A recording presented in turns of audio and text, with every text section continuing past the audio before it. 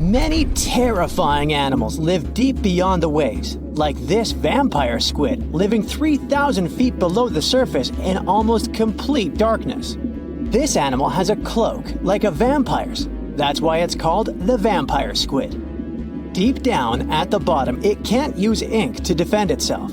So this animal has developed an unusual tactic. It glows slightly to scare away predators. If this tactic fails, the vampire squid can turn its body inside out, revealing tiny spikes. When you translate its scientific name, Vampiroteuthis infernalis, it literally means vampire squid from the nether. Despite its terrifying looks, it's a harmless ocean animal.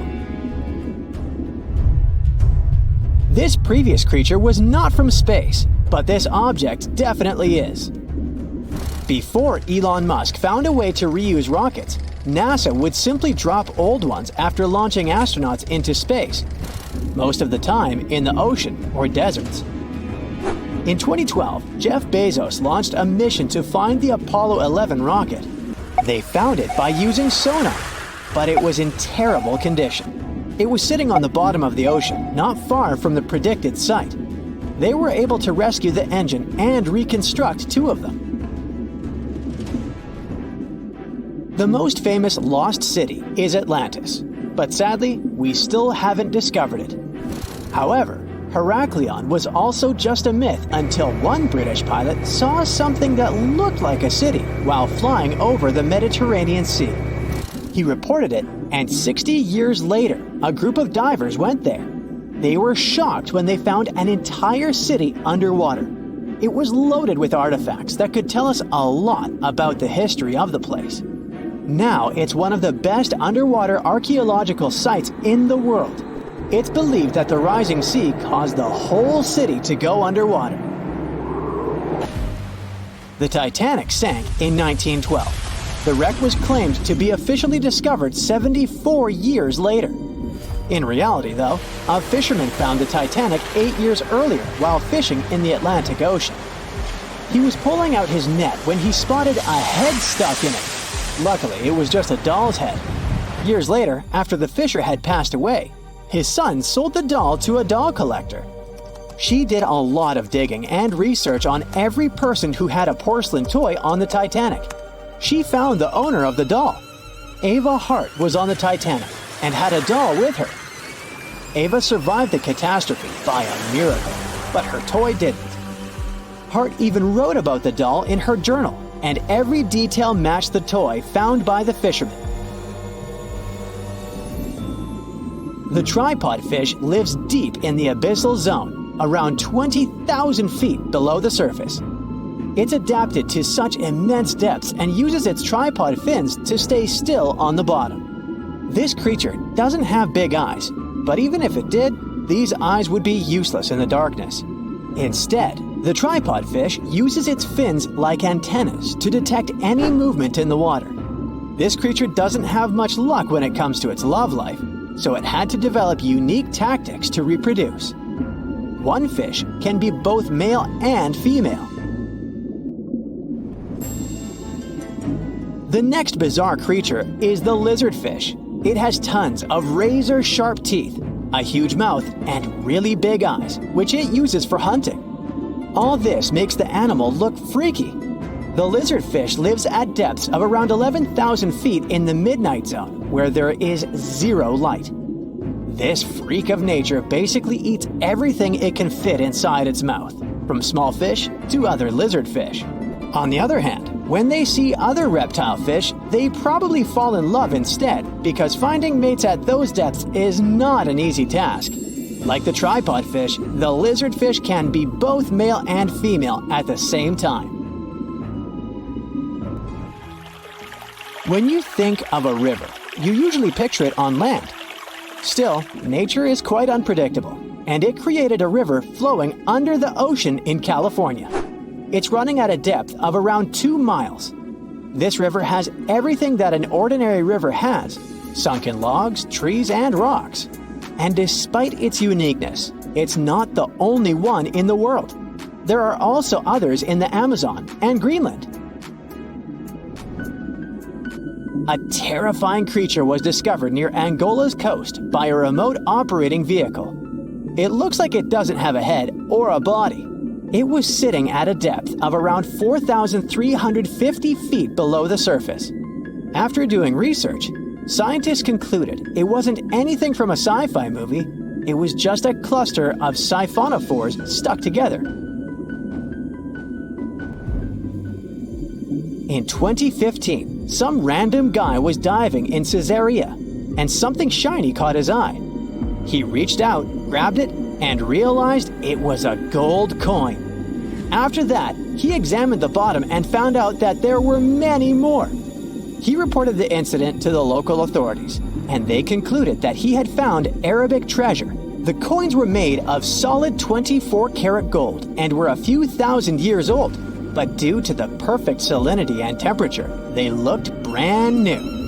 The coins belonged to a ship carrying cargo. It was caught up in a storm and unfortunately sank. One of the weirdest things ever discovered was found in the Baltic Sea. It's an anomaly that looks as if it was created by a different civilization. It was discovered by Swedish researchers, and they basically had no idea what it was. They had to ask tons of other scientists for their opinions. When you look at this formation from above, it's 200 feet long and looks exactly like a fallen spaceship. It's hard to believe that it's a natural formation, but spoiler alert, it's totally made by nature because the Baltic Sea has gone through many erosions throughout history. Most likely, the bizarre formation is the result of these processes. A group of divers in Madagascar were shocked when they found this 7-foot monstrosity of a knife on the seafloor.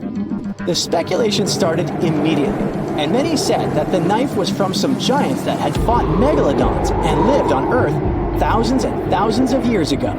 That could make a nice story, but the knife is most likely a movie prop that was lost at sea. One of the ocean's most bizarre animals is the frilled shark.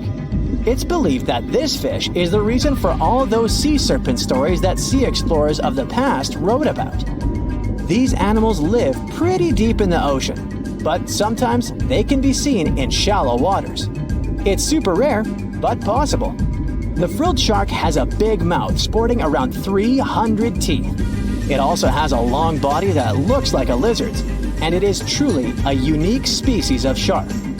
Its prey can be half of its size because this shark's stomach is like that of a snake, and it can swallow huge fish or crustaceans.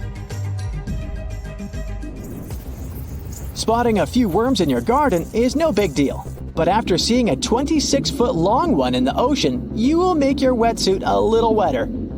This worm is super rare, and it's completely harmless to humans. It's actually not a giant worm. It's a cluster of zooids that are stuck together in a worm-shaped formation. They usually only eat plankton, bacteria, and other tiny things that can be found in the ocean. Probably the scariest thing in the ocean that is 100% real is the magna pinna, which can be found at crazy depths of 20,000 feet below the surface. This monster looks like an underwater Slender Man, but it's just a squid with really long tentacles that can reach a terrifying size of 8 feet. This guy has only been seen a few times, and basically, we don't know much about this creature so far. What's the scariest predator under the ocean?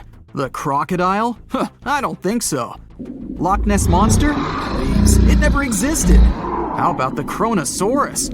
Well, it is extinct, but you might be onto something. Let's take a look at what it'd be like if these creatures were still around today. First things first, what on earth was it?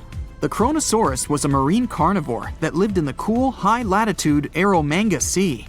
It covered vast areas of inland Australia between 90 and 120 million years ago, during the early Cretaceous period. Near-complete fossils of the creature were also found near Colombia, which is a country that has a noted connection to prehistoric reptiles and turtles. This fact makes it extremely possible that the monster I'm about to describe existed worldwide. You might have heard saurus and thought, oh, it's a dinosaur. But these were actually reptiles. They were the largest member of the Plesiosauridae family, referred to as plesiosaurs. Fossil evidence suggests they weighed over 20,000 pounds and were roughly 30 feet in length. Just to put that in perspective, the longest crocodile ever measured was a saltwater crocodile by the name of Lolong from the Philippines. It was 20 feet in length and weighed just under 2,500 pounds. And that's still 10 feet shorter and incredibly lighter than the average Kronosaurus, making the crocodile seem like nothing more than a glorified goldfish in comparison. Despite its terrifying length, the most physically daunting feature of the Kronosaurus was its head. Its skull was about 8 feet long, which was actually proportionally large given the size of its body length. Anything that was unfortunate enough to end up inside the Kronosaurus's mouth may have been given false hope. After all, the teeth of the beast weren't actually that sharp. On second thought, I take that back. I wouldn't feel confident around a toothless snake, let alone being inside the mouth of this monster. But it's true that the Kronosaurus's teeth weren't sharp, especially when compared to other carnivorous reptiles, such as crocodiles and alligators. The teeth of this prehistoric sea creature were instead conical. This means that they were cone-like in shape. Unfortunately, this lack of sharpness didn't make them less dangerous. The teeth were enormous and could be up to 12 inches long from the crown tips to the bottom of the roots. This obviously meant that the Kronosaurus had an extremely powerful bite. It was estimated to be up to 30,000 newtons, which is almost twice as powerful as the bite of a large saltwater crocodile. Because of the bluntness of their teeth, they weren't suited for twisting their prey once in their grasp, but the size and shape of the teeth made them perfect for simple open and shut biting. They would have had no problem crushing hard objects such as the toughest of shells any sea turtle could offer. Just like crocodiles, the Kronosaurus is believed to have had a short neck. This may have been an adaptation to allow the beast to successfully catch small, evasive animals. Their body, in general, was fusiform and streamlined. This means it was narrowed at both ends and had very little resistance to the flow of water. The Kronosaurus was also equipped with 4 paddle-like limbs. The hind limbs were larger than the front ones. They could span approximately 7 feet in diameter. All in all, this set the Kronosaurus up to effortlessly propel itself through the waters and be an ultimate predator. Predator X, if you will? That's the name that was given to the fossil of a creature discovered near Svalbard, a Norwegian island group, in 2009. The fossil was identified as a 50-foot-long, 100,000-pound monster with a bite force of 33,000 pounds per square inch. This might be the highest bite force of any known animal. Although Predator X is yet to be classified as any specific type of animal, it was definitely a plesiosaur like the Kronosaurus. And even if it wasn't Predator X, the Kronosaurus was still most definitely a ferocious titan when it roamed Earth's oceans. The Kronosaurus actually got its name from the Greek mythological figure of Cronus, the father of Zeus. Cronus was viewed as a titan from a generation of super powerful beings. So what was it that the Kronosaurus, this terrifying monster, actually feasted on to satisfy its appetite? This creature was known to eat sea turtles, squid, and other larger marine reptiles of that time, such as elasmosaurids and ichthyosaurs. This suggests that if crocodiles existed in the realms of the Kronosaurus, they too might have turned into lunch for the beast.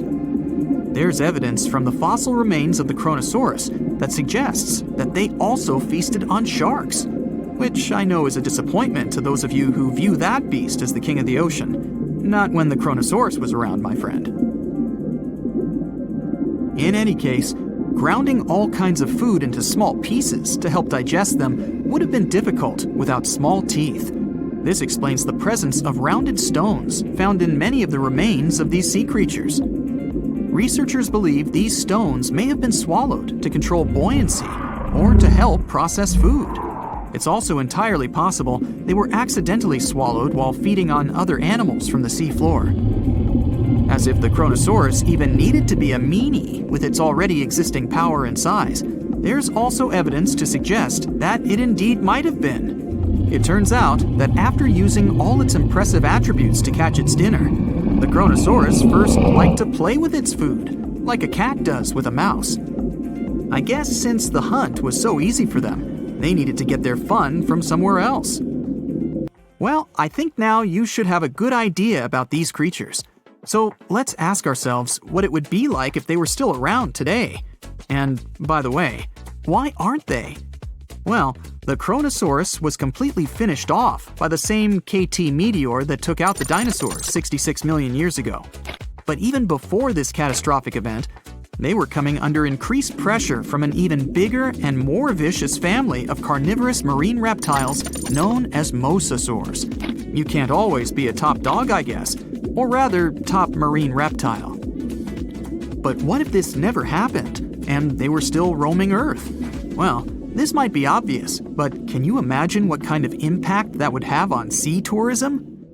Based on the impact that famous movies about sharks and killer whales had, what do you think the presence of a Kronosaurus in the ocean would do to beaches?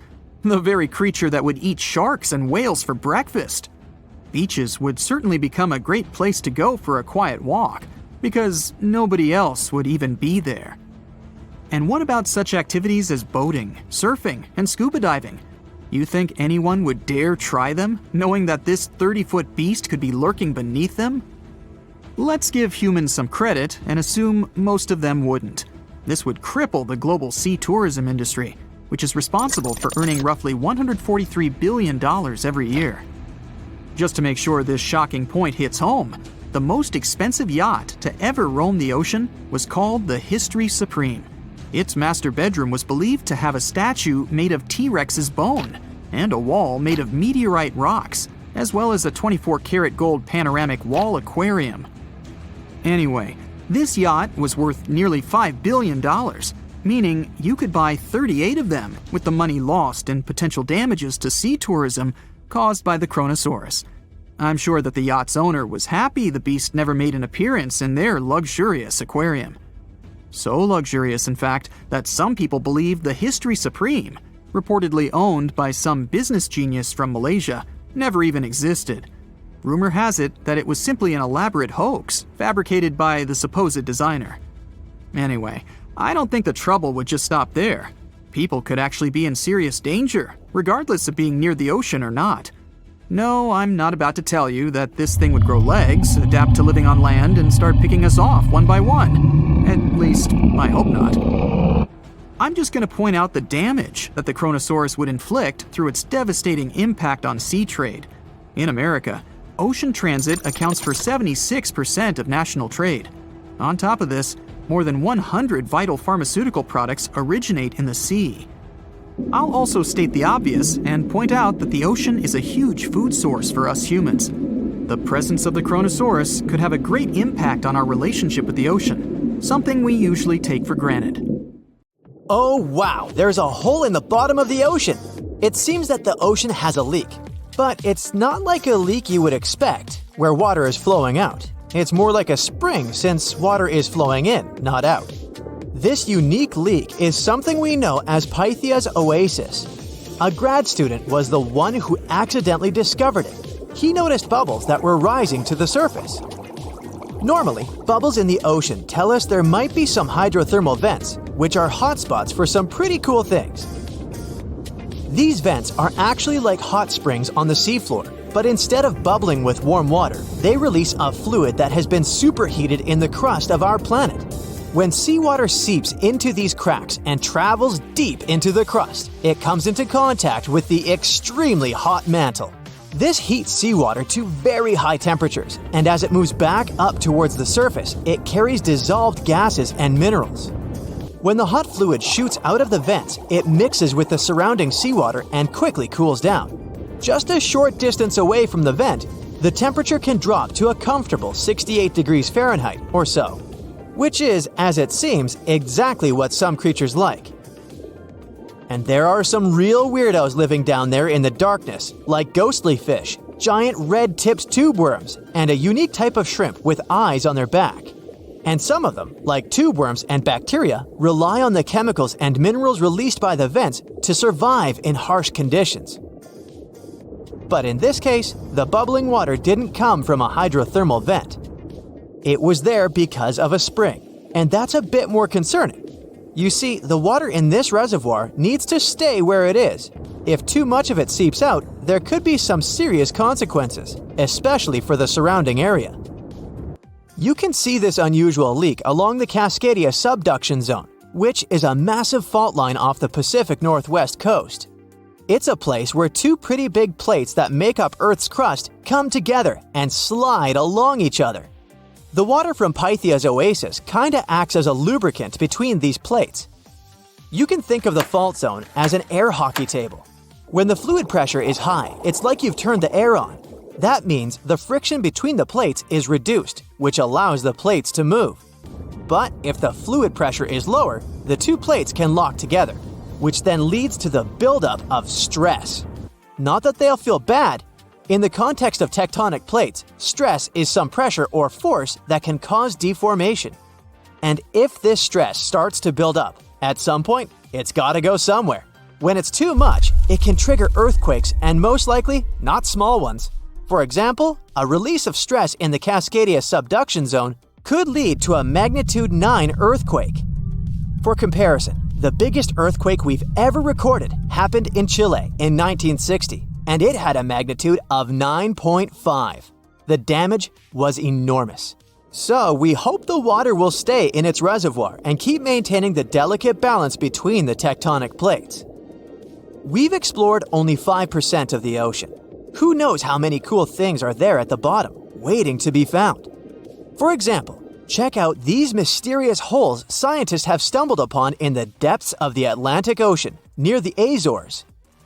They're neatly aligned and are about 4 inches apart, or in some cases, even several feet.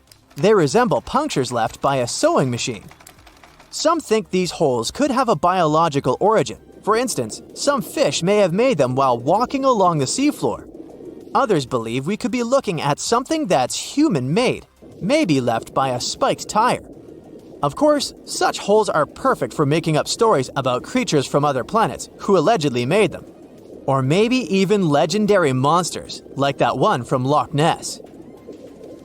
It's definitely hard to explain such symmetry of the holes, but one deep-sea biologist offered a pretty good explanation. He said there could be an animal burrowing beneath the sediment, and from time to time, it could make little chimneys just to get access to clean water circulation in its small burrow.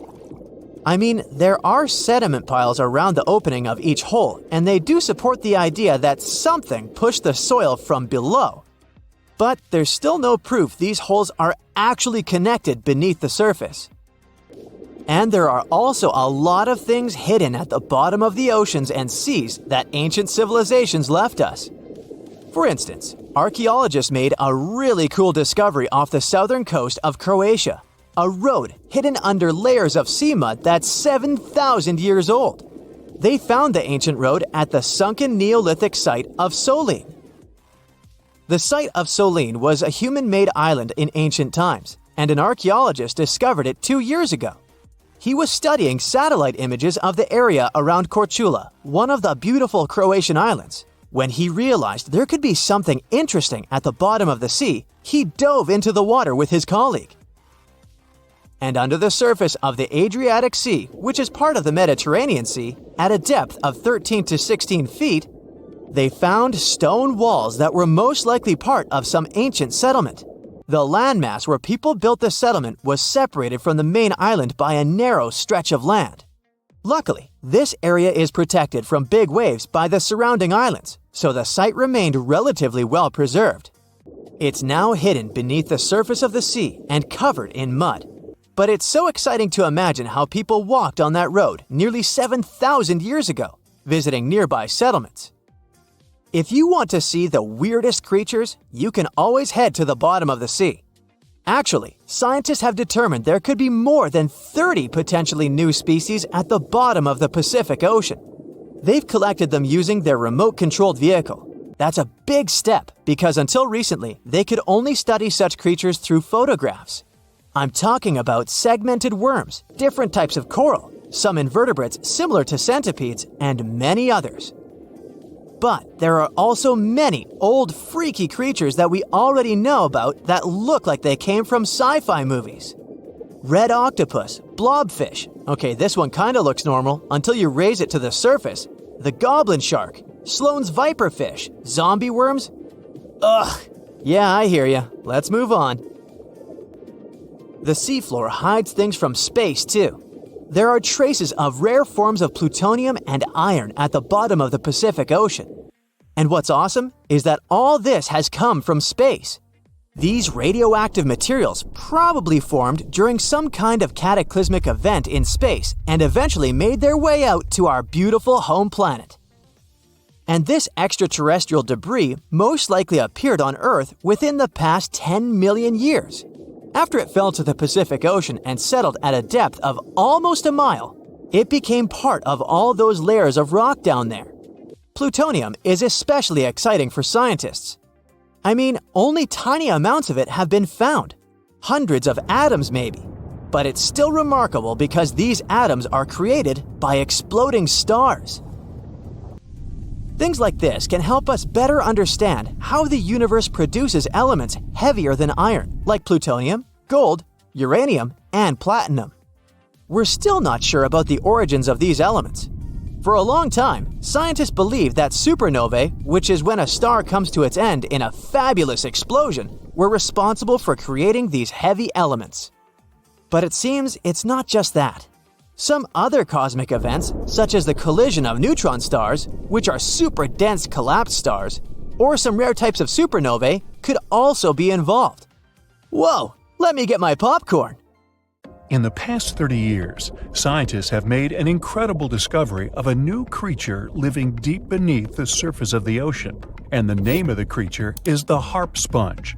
Now, if you're wondering why it took so long to come across this animal, then I might have the answer. These creatures typically hang out at a depth of roughly 11,100 feet beneath the ocean's waves. This sponge species was first discovered off the coast of California thanks to a robot that was sturdy enough to explore those crazy depths the ocean has to offer. This is no doubt an area of the planet where even the most benign-looking creatures can be potentially dangerous. But even scientists were surprised to find that this creature was more than just a sponge. Now, this might seem obvious, but the harp sponge got its name because its basic structure, referred to as a vein, is the same shape as a harp. Each vein is made up of a horizontal branch supporting several parallel vertical branches.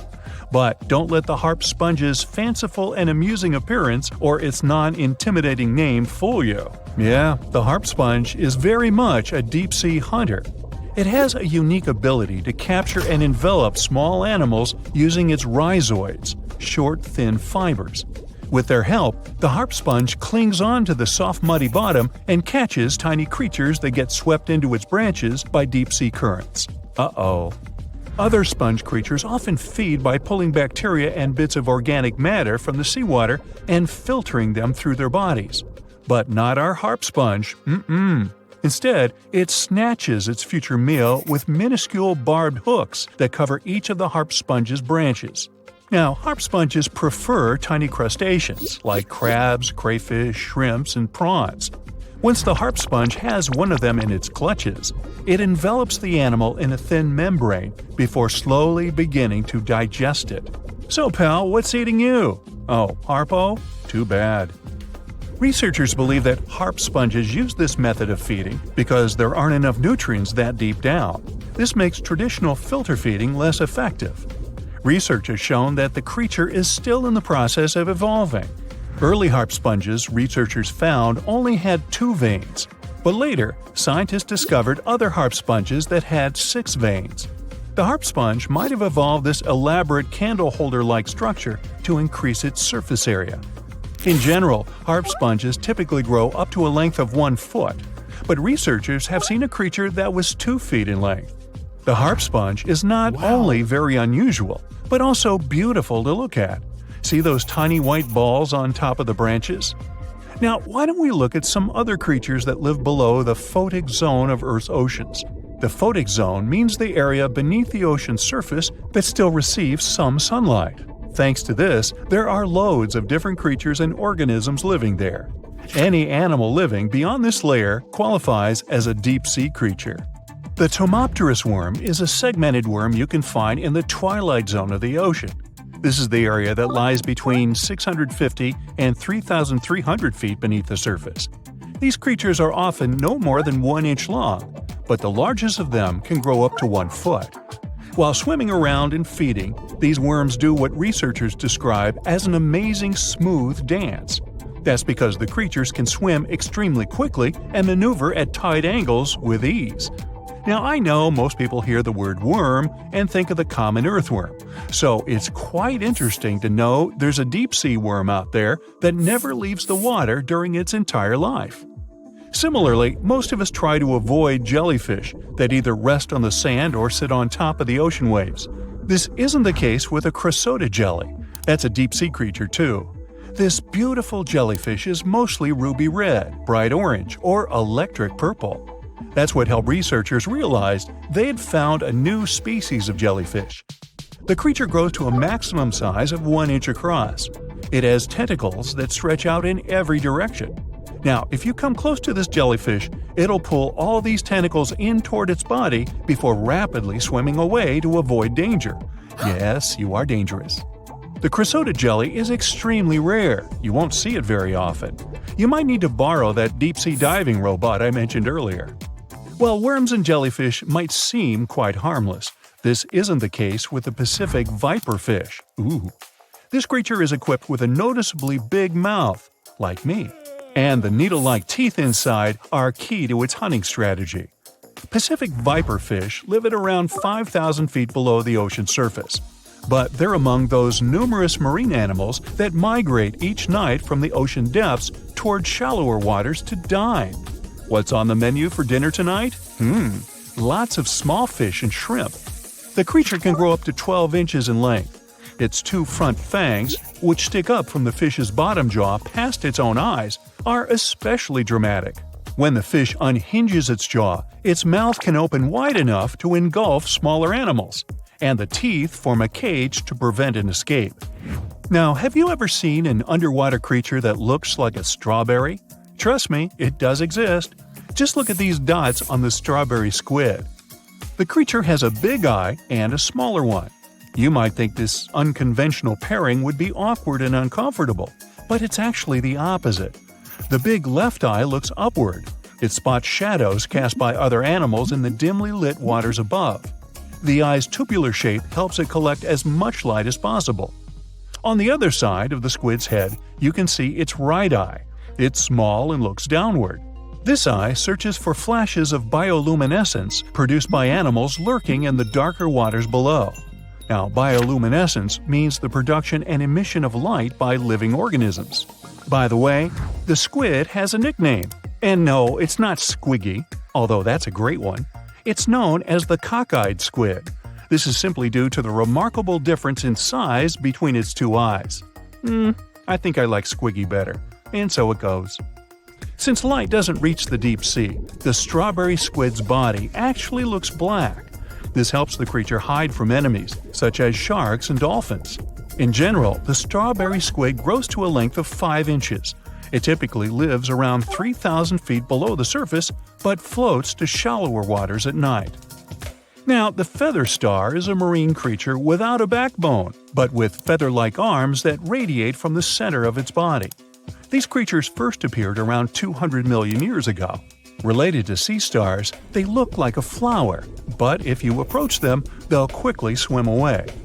But not all feather stars can swim. Many species can only crawl along the bottom of the seafloor. Like some of the other deep-sea creatures we've looked at, the feather star can adapt to its surroundings. It has a creepy ability to shed its arms, the same way some lizards can shed their tails. This also helps them escape from their enemies. Feather stars live all across the globe, from the equator to the poles, from the shallow waters on top of reefs to the deep, deep sea. Now, given that we're dealing with mysterious creatures, the name of this one is quite fitting. The swift vampire squid should be the official symbol of life in the deep sea. The animal has a dark red body, huge blue eyes, and a cloak-like web that stretches between its 8 arms. This, along with its name, may suggest that the creature is some form of a terrifying hunter. In reality, though, the vampire squid is a soft-bodied, timid creature, about the size, shape, and color of a football. It grows to roughly 12 inches in length and lives 3,000 feet below the waves. There's almost no oxygen there, but also relatively few predators. Whew, I think I'll need to decompress from this one. A wanderer, walking through a desert, feels the scorching sun like never before. You can see him from afar thanks to his shining clothes. His long hoodie is covered with foil. It reflects sunlight and protects him from heat. The ground is so hot that shoe soles can melt on it. That's why the wanderer's boots are covered with heat-resistant material. A cloudless sky, barren land, and heat. But the wanderer is not in the desert. He's walking on the ocean's bottom. He doesn't know why this happened, but all the oceans on Earth dried up. It happened almost instantly, and even the greatest minds in the world don't know why. The wanderer knows only one thing. When it happened, his family was on the other side of the ocean. For several months, he's been traveling across this lifeless land, and he won't stop until he finds his family. The landscape around is spectacular. People have finally found out the secrets of the ocean depths. The seabed consists of huge mountain ranges and volcanoes. They fell asleep forever after the water had disappeared. Also, there are huge trenches leading to the unexplored depths of the planet. People had to build bridges to get over these enormous cracks in the ground. But most of the ocean floor is flat plains, boundless, lifeless, merciless. The wanderer's walking across a huge canyon. Once, it was swarming with sea life. The man puts on a gas mask, but not because of a sandstorm. Many fish and other marine inhabitants used to live in such canyons. Now, all that's left is a terrible smell. The wanderer passes by huge skeletons of whales. Among them, he notices dirty tents. People are hiding there from heat. The temperature in the area is much higher than in the Sahara Desert. One of the main functions of the ocean was to distribute heat all over the planet. The sun emits heat and radiation. The ocean absorbed this energy. Lots of currents were warm, and they carried this warmth around the world. The water got heated at the equator, then it evaporated and turned into clouds. When warm air rose, it pulled along colder air from below. This allowed the energy to be evenly distributed. In simple words, the ocean cooled hot places and brought warmth to cold ones. Now there's none of this. Every day the sun burns the equator and dries up the rest of the planet. The wanderer doesn't come close to the tents. He is carrying the most valuable treasure in the world and doesn't want people to notice him. The inhabitants of Earth are just trying to survive, and many have forgotten about such a thing as morality. Fortunately, the wanderer still remembers. The thoughts of the family help him remain a good person. Sometimes it complicates his life. Like now, for example. In the distance, he sees a young girl.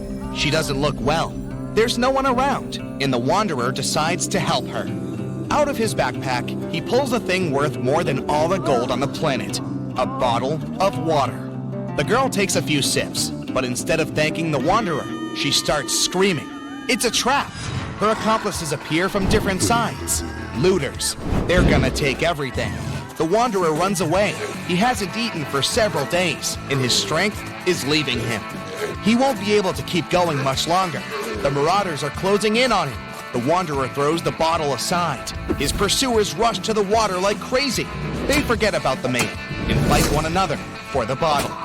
The chances of the wanderer's survival have greatly decreased. He could make this bottle last at least several days. Plus, he's also lost a lot of fluid because of running. In the beginning, there was no panic because of a lack of water. The ocean dried up, but its waters were salty anyway. People still had seas, lakes, and rivers. But the problem was that the ocean was feeding them. When the ocean water evaporated, it formed clouds. These clouds moved all over the world and enriched lakes and rivers with rain. Now, there are almost no clouds. The sun started heating Earth much more. Lakes and seas dried up alarmingly quickly. At that moment, real chaos began. The sun is going down on the horizon. Sunset is near. It's not so hot anymore. The exhausted wanderer continues walking. In the distance, he notices something that makes him stop, take out a small shovel, and start digging quickly.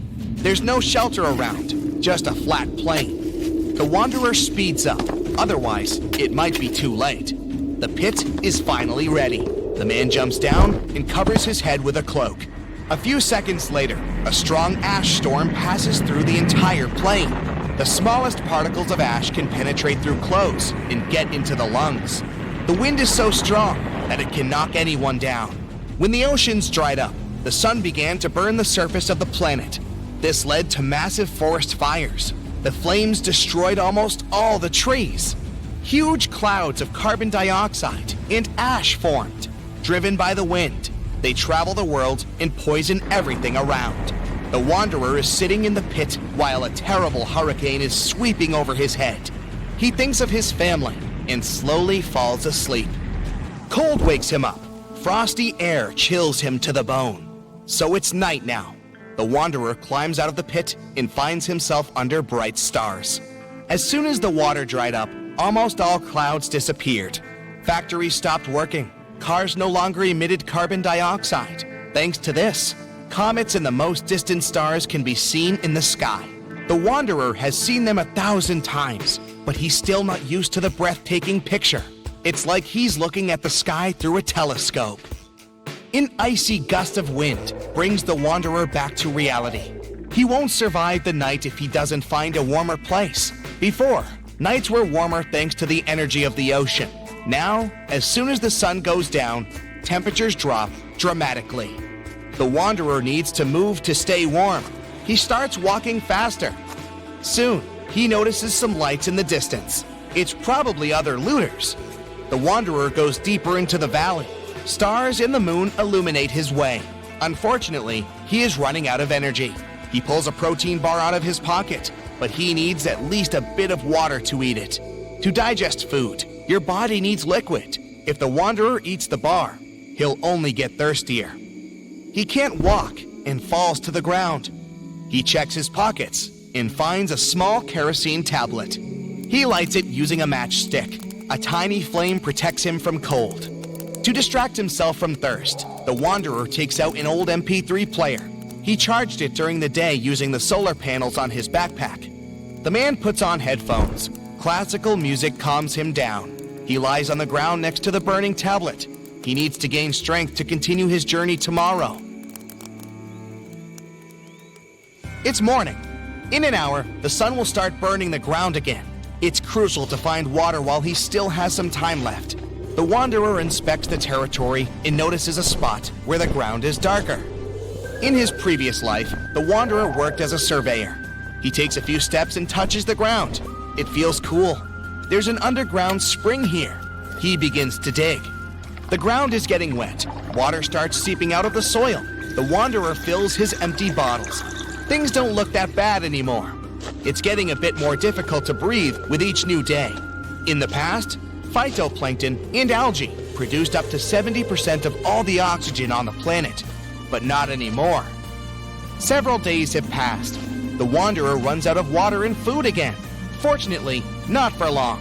He's now walking among huge sunken ships.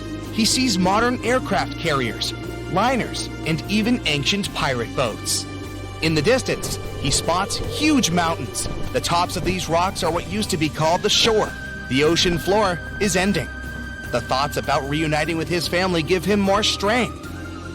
The man reaches the top and finds himself in the middle of a ruined city. It's empty. Where have all the people gone? Where is my family now? The wanderer asks himself.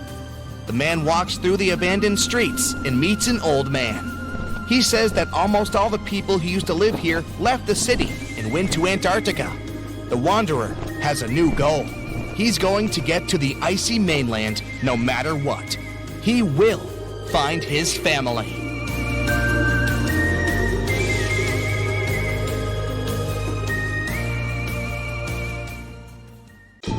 There are plenty of fish in the sea.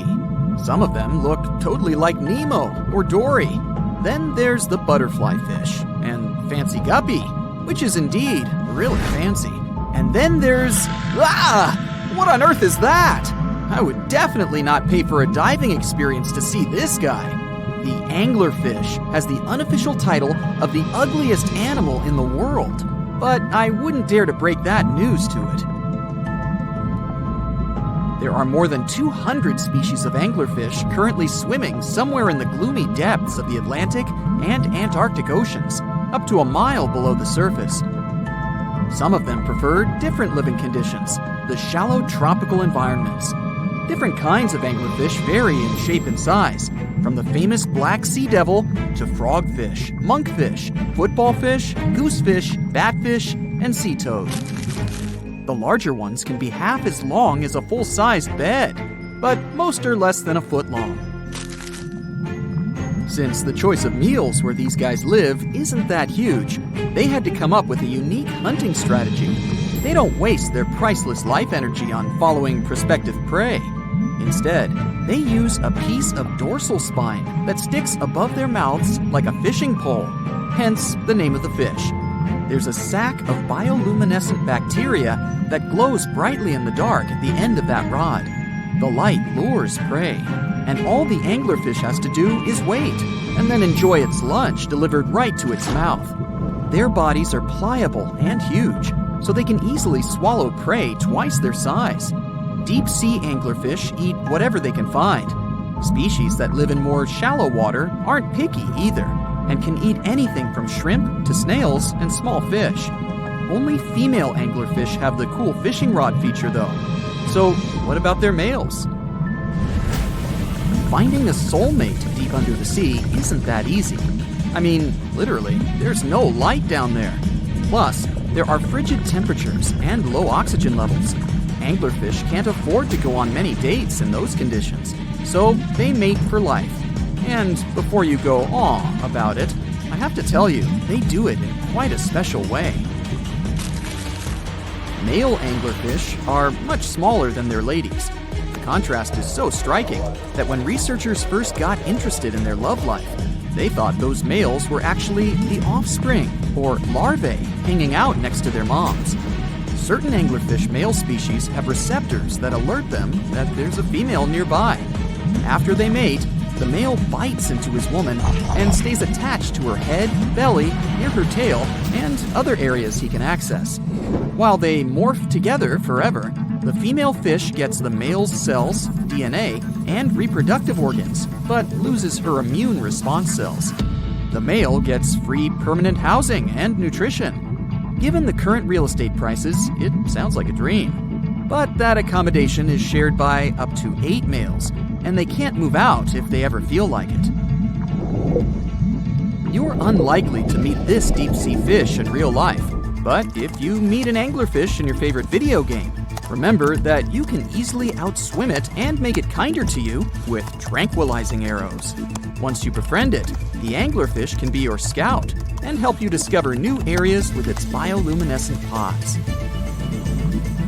Back in the real world, down in the twilight zone of the ocean, about 650 to 3,300 feet down, the anglerfish isn't the only creature you're lucky you'll probably never meet.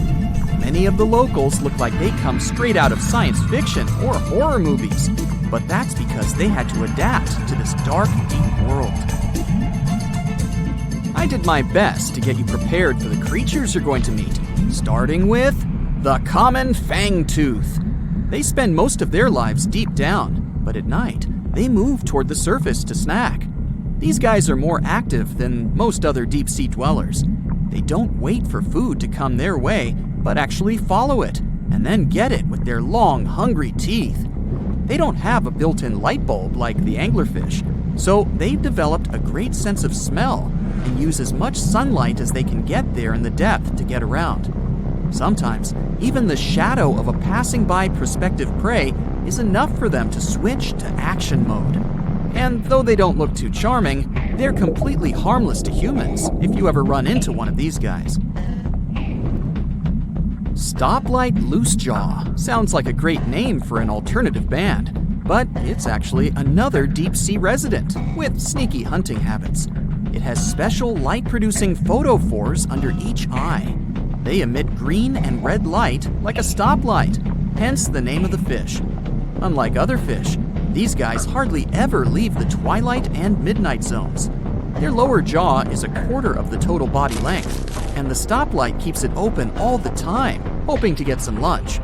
It looks like a ferocious predator, but mostly prefers zooplankton with an occasional dessert of shrimp, krill, and fish. I'm sure you didn't expect to meet a hybrid of an eel and a bird, but here it is! The slender snipe eel has a beak, much like that of a bird, with curving tips. The beak is equipped with tiny hooked teeth that the eels use to catch the antennae of delicious shrimp. And it sure is slender, stretching up to 5 feet and weighing only a few ounces. Scientists don't know all of this guy's secrets, since it's pretty tricky to study in their natural habitat. But it looks like they only produce offspring once in a lifetime, and then pass away. Glass squids like to take it easy in life and literally go with the flow. They're filled with a solution which is lighter than water, so they don't have to make any effort to move around the deep sea looking for food and partners. These creatures are transparent, so they blend into any landscape and don't even cast a shadow while moving. Talk about a great survival tactic.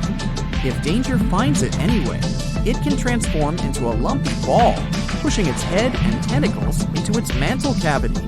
It can also release ink into the mantle and go from transparent to black. The same ink can protect it against hungry whales and seabirds. Another tactic they use to scare off predators is to activate their light-emitting organs around their eyes. I'm getting hungry. Maybe I can snack on this sea cucumber. Ouch, it's moving! So I guess it doesn't belong in a salad after all. These soft-bodied fellows live in all parts of the ocean, from shallow waters to the deep underwater world. Most of them slowly move around with their tiny feet, but some crawl around by flexing their bodies. Sea cucumbers can shed their internal organs when there's a predator approaching. Those sticky organs distract the intruder, and the happy cucumber moves on and just grows the organs back. What's that glistening in the distance? Looks like someone dropped gems in the water. That's a sea sapphire, also known as the most beautiful animal you've never seen. Some males of this type of copepod can change color from deep blue to purple, red, or gold. 1 second later, it's gone. And it's back, shimmering bright. The secret to this magic is that their bodies are transparent and reflect light differently at certain angles. It looks like it's their way of communicating between each other and attracting mates. Female sea sapphires don't have the same superpower, but their eyes are bigger compared to males, probably to spot them from a distance. Males roam wild and free, and their ladies stay in the crystal palaces of strange barrel-shaped jellies called salps. From thousands of dollars worth of treasure to brand new phones and ancient cities, let's dive into the water and see what we can find. Imagine going to the river to enjoy a boat ride. Who wouldn't want to take a couple of pics to make the memories of this trip last forever? Oops, the water split. Luckily, you've taken precautions and put your gadget in a waterproof bag. But what if you drop your phone to the bottom of the lake along with this case? This is what happened to some people. A scuba diver and a YouTuber dived into a river popular with tourists and lost some of their gear worth $20,000, including new iPhones and some jewelry. Oops. You might be familiar with the image of a car getting pulled out of the water, either from the movies or TV news. Large cargo vessels sometimes sink, and trucks inside them go along. That's what happened with the Thistlegorm wreck. It sunk in 1941 in the Red Sea, and these Bedford trucks were inside. Want to see something more valuable, like treasure? A British cargo ship was carrying a heavy load of silver ingots, but the vessel sank.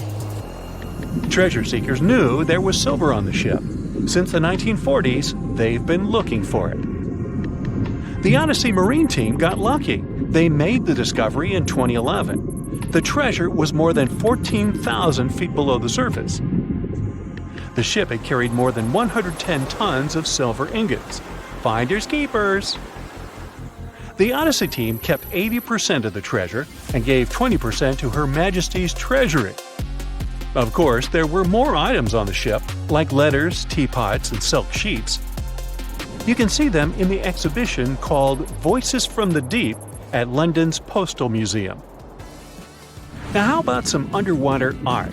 Sure, here you go, Polynesian moai statues. These statues have been discovered in several areas across the world. For instance, Easter Island is full of different size statues, but many of them can also be found in Cancun, Isla Mujeres, and Punta Nizu, Mexico. Seeing full-body statues from thousands of years ago under the water would probably be a lifetime experience. Gold coins are also popular items found in shipwrecks. Many divers come across coins worth a lot of money. But there's one diver in Florida who truly hit the jackpot. In 2015, they stumbled upon nearly $1 million worth of treasure. The discovery was 51 gold coins, 40 feet of ornate gold chains, and a rare coin that was made for Philip V, the King of Spain. They were once frightening and dangerous, and they still look spooky. Yo-ho! I'm talking about pirate ships. One pirate shipwreck from the 18th century was excavated off the coast of Colombia in 2015. The treasure found there was worth between $4 and $17 billion. It contained precious stones, gold, and many other items. The next one is an underwater city. Neapolis is a city washed away by a tsunami. It was built on the coast of North Africa nearly 1,700 years ago. Divers uncovered the city's remains in 2017. Researchers have also discovered Roman columns, as well as household goods and tools. Now, let's go all the way back to 1503. Portuguese explorer Vasco da Gama was fighting a storm when he lost his ship Esmeralda. The ship was discovered in 1998, but it had to wait for more than a decade to be excavated. Researchers found navigational tools there. They didn't have as much value as Spanish gold, but they were historical treasures. Now, in Amsterdam, they fish for bikes in canals. 1/3 of working Amsterdammers cycle to work. Others use their bikes for different purposes, like exercising, going shopping, and so on. There are more bikes in Amsterdam than permanent residents. Unfortunately, many bicycles and even some cars end up in Amsterdam's canals. The fact that Amsterdam has 165 canals with a combined length of 60 miles doesn't make the authorities' job easier. Obviously, the owners don't throw their bikes into the water.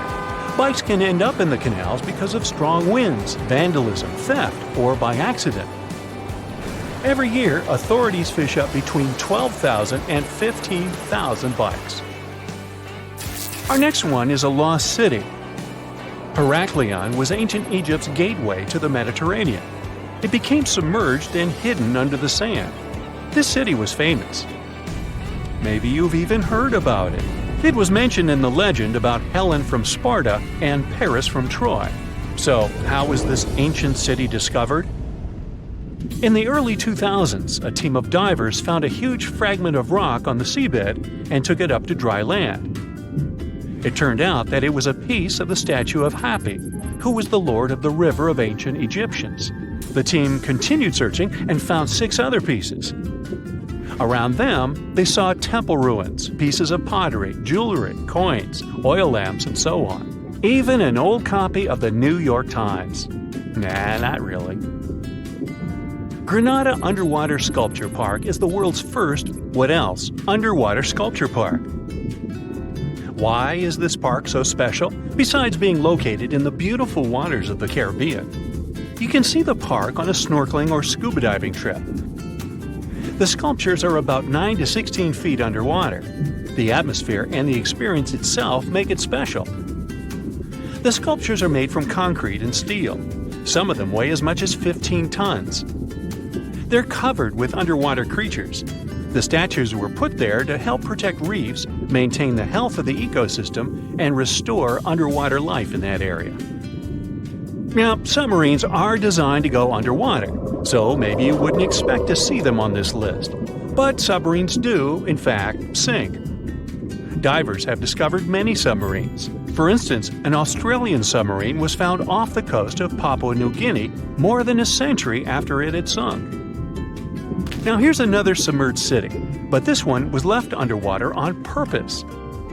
You can see the ancient ruins of Lion City in a lake in China. This lake was created in 1959 when the valley, at the base of Five Lions Mountain, was flooded to create a hydroelectric power station. The 1,400-year-old city, now ruins, got submerged by this flow and stayed this way for over 50 years. It lay untouched at the bottom of the lake until its exploration started in 2001. Divers found out that many structures, carvings, guardian lions, and arches were still preserved. Researchers mapped and documented Lion City. They also looked for a way to protect these structures from further damage. In 2011, the city was announced to be an historic relic under protection. When you see the ruins of Lion City for the first time, the view will take your breath away. So don't forget to hold your breath. Imagine swimming in the dark waters. As you're approaching the city, you see its huge walls and extensive carvings. Marvelous, isn't it? The Cancun Underwater Museum is probably the largest museum of its kind in the whole world.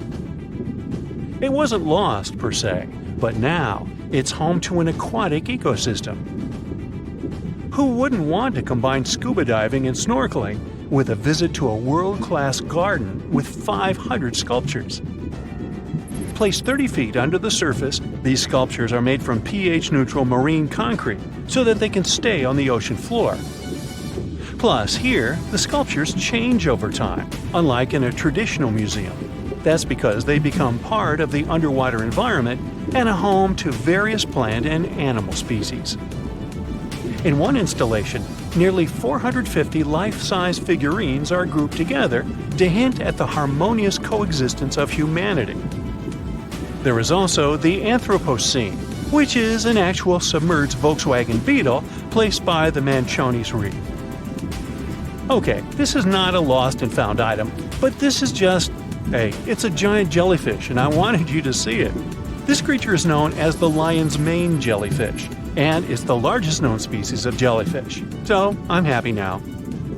And have you ever discovered anything underwater? Think you know what lurks in the depths of the ocean? While nearly 95% of our oceans haven't been explored yet, it's hard not to let your imagination run wild.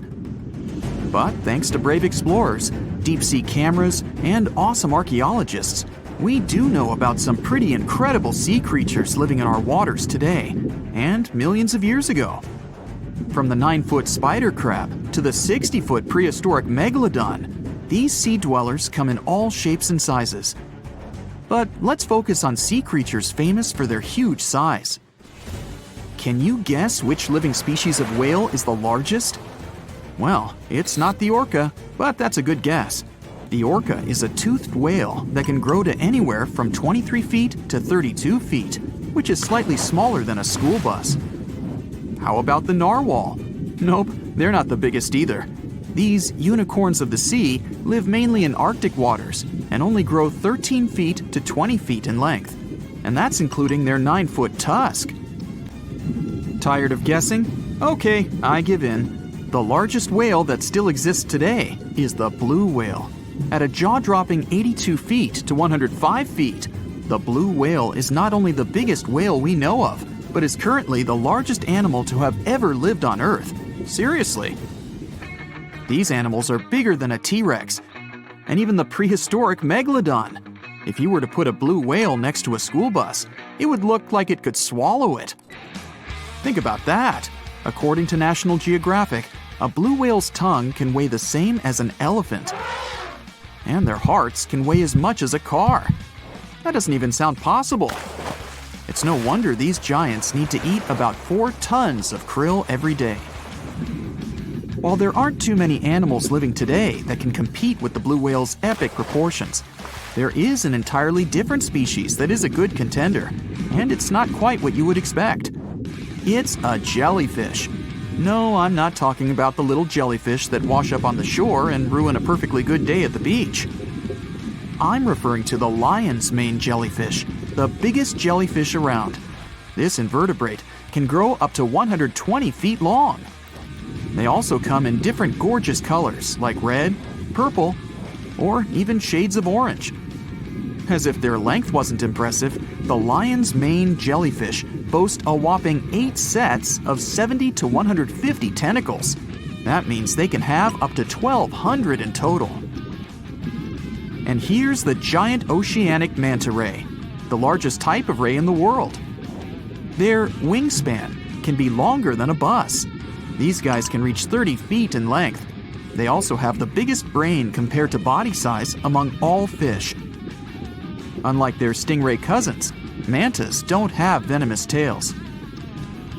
And while the lion's mane jellyfish and the blue whale are yet to be beaten for the longest sea creature, there is one marine creature that can grow even larger in length. The Portuguese Physalia physalis, tentacles and all, can reach a length of 165 feet long, and that's according to mentalfloss.com. While this thing may look a lot like a jellyfish, it's actually known as a siphonophore, and there are hundreds and sometimes thousands of them that are genetically identical. Their long tentacles help the organism catch prey, and its sting is fatal to most animals, even humans in some cases. What's even creepier is that if one of the tentacles comes off the organism for whatever reason, it can float around the water for days before decomposing. Even if it's detached, this tentacle can still sting you. But don't go running out of the ocean just yet. Your chances of being hurt by a Portuguese Physalia physalis sting are pretty slim. However, if you do get stung, the side effects aren't pretty, with welts, stomach cramps, an elevated heart rate, and an upset stomach. While you don't want to go anywhere near these long creatures, they sure are pretty to look at. Check out all those colors. The Shastasaurus is the biggest marine reptile that has ever existed. These predators lived during the late Triassic period, about 210 million years ago. These amazing giants could reach lengths of up to 69 feet and weighed more than 75 tons. This made the Shastasaurus as heavy as a blue whale. And if you could stand this creature up vertically, it'd be as tall as a 7-story building. Despite appearances, the Shastasaurus was actually pretty slim for its size. Its ribcage was only 6 feet across. You'd think that this big guy was chowing down on other dinosaurs, but that's not the case at all. This reptile survived on a diet that consisted of small fish and cephalopods, like octopuses and squids. The Albertonectes is a bright representative of the plesiosaur family, meaning that this marine reptile had a small head on an incredibly long neck and large flipper-like limbs that helped it move through the water. These creatures occupied the seas around North America 76 to 70 million years ago. The length of this sea monster could reach 38 feet, with its neck taking up 23 feet of that length. Its neck was a true record breaker. It had a whopping 76 bones in it. No other animal known to humankind has had so many vertebrae in its neck. Scientists aren't sure why they needed such a lengthy neck. They might have used it to collect shellfish off the seabed, or perhaps it helped them capture their main prey, fish and squids. This aquatic reptile also had gastroliths in its stomachs. Some of them were as big as 5.5 inches in diameter. The Tylosaurus belonged to the mosasaur family. It dominated the shallow seas of North America about 85 to 80 million years ago. This was an enormous predator, with the biggest representatives reaching 45 feet in length. It had a narrow hydrodynamic body with a blunt, powerful head that the animal used to ram and stun its prey. Its body was equipped with agile flippers and a long tail decorated with a maneuverable fin. The Tylosaurus was a carnivore, and its diet included not only fish, turtles, and small sharks, but also other mosasaurs, plesiosaurs, and flightless birds. Meet Ophthalmosaurus. This prehistoric reptile thrived during the late Jurassic period and lived in oceans all over the world. Ophthalmosaurus weighed somewhere around 6,000 pounds and grew to approximately 16 feet long, according to newdinosaurs.com. That's about the same length as the beluga whale that exists today. It's too bad these guys went extinct before we had a chance to see them ourselves, as their cartoonish wide eyes and dolphin-like features are pretty darn cute. Of course, the Ophthalmosaurus evolved over time to become ophthalmologists, or eye doctors that we know today. No, that's just a lie. Just testing you. The Mosasaurus is a truly gigantic predator that dominated the seas all over the world about 66 million years ago. According to fossil evidence, some specimens could be more than 50 feet in length. This fact makes the Mosasaurus the biggest marine carnivore of its time. One of the most terrifying things about this creature was its crocodile-like head, decorated with literally hundreds of razor-sharp teeth, neatly organized in 2 rows on both jaws. The thing is that it was pretty challenging for the Mosasaurus to grab its prey in the water. That's why it had all these teeth, plus something special: pterygoid teeth anchored to the bones on the roof of its mouth. This made hunting and holding onto its prey much easier. The Styxosaurus belonged to the plesiosaur family and lived during the late Cretaceous period, around 85 to 70 million years ago. Upon first glance at this dinosaur, you might mistake it for a sea snake, and it'd be an honest mistake. Styxosauruses were about 35 feet in length, but over 16 feet of that consisted just of their long snake-like neck. They had a comparatively small body and weighed approximately 4 tons. Their mouths were full of razor-sharp cone-shaped teeth that they used to catch fish. They didn't need to chew their prey, thanks to the 200 small stones called gastroliths in their bellies that probably aided in digestion. At the same time, some scientists believe that the Styxosaurus used these stones to sink to the ocean bottom in search of particular types of fish. Looks kind of like Nessie to me. It looks like a prehistoric creature that came from the time of dinosaurs. This scary beast is called the basking shark. It can grow up to 39 feet. People have only reported 3 of them in the past 160 years. The last sighting was in 2015, and before that, about 80 years ago. These sharks sometimes rise to the surface to filter out small animals, such as shrimps and other small crustaceans, when they want to have a nice, tasty seafood dinner. But when there isn't enough grub at the surface, they go down to the depths of almost 3,300 feet, where they tend to stay for months, which is something researchers discovered using satellite tags. Tag, you're it! Now, basking sharks like to spend their time in more temperate waters, but they can migrate long distances. They live across the globe, but in warm tropical or subtropical areas, they won't go near the surface because they're not fans of high temperatures. The lion's mane jellyfish is not that rare, but it's fascinating how large it is. It's the biggest among jellyfish species and the longest animal. Its total length can reach 120 feet.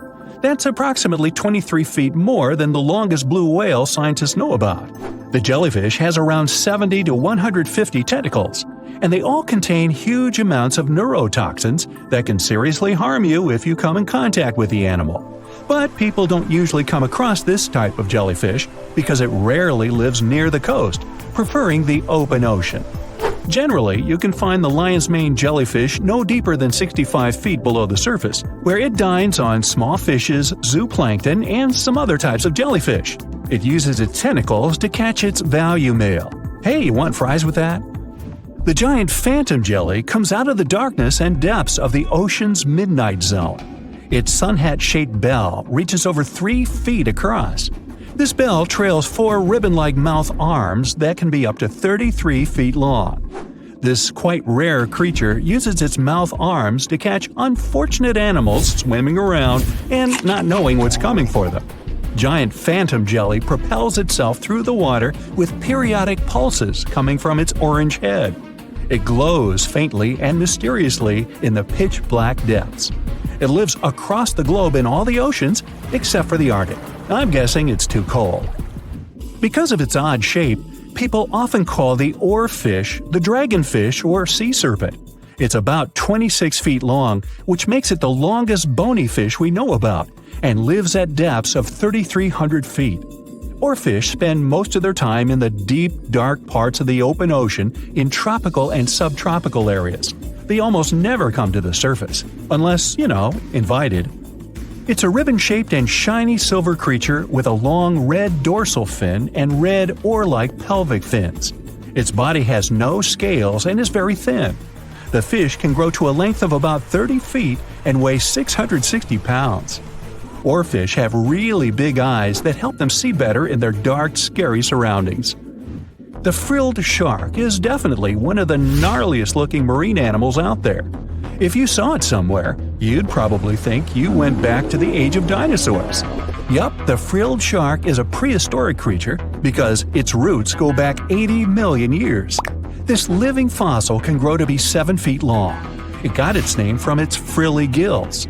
Even though frilled sharks have the shark part in their name, they swim similar to an eel in a distinctly serpentine way. Its mouth is terrifying. Similar to the maw of the great white shark, it has 300 trident-shaped teeth lined in 25 rows. Hey, come a little closer, huh?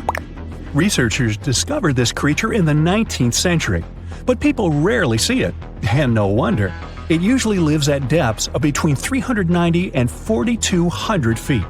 Most of the time, the frilled shark feeds on squid, swallowing them whole. Its long jaws allowed the frilled shark to gape extra wide and swallow animals half as long as its entire body. Goblin sharks are very rare. Researchers have spotted fewer than 50 of them in more than 120 years. But maybe that's for the best, since we're talking about a pretty scary fella with a narrow snout and sharp teeth. It's also capable of thrusting its entire jaw outward when it wants to catch something. Sounds familiar. As it's lurking through the dark depths of the ocean, a goblin shark sees a small squid that looks quite yummy. The dangerous animal inches toward the squid. When the poor creature notices the predator, it tries to dart away, but it's too late. The shark has already thrust its jaw the whole 3 inches out of its mouth. This jaw is connected to the flaps of skin the shark can unfold. This helps a lot because the goblin shark is a sluggish animal, so it's pretty hard for it to chase its food. After finishing its lunch, the goblin shark puts its jaw back in its mouth and swims away as if nothing's happened. Goblin sharks mostly live at the bottom of the ocean. Like many other shark species, they prefer swimming alone. Here's a silver-colored creature with very rough skin. That's the ocean sunfish, with a total length of almost 11 feet. Its other name is mola.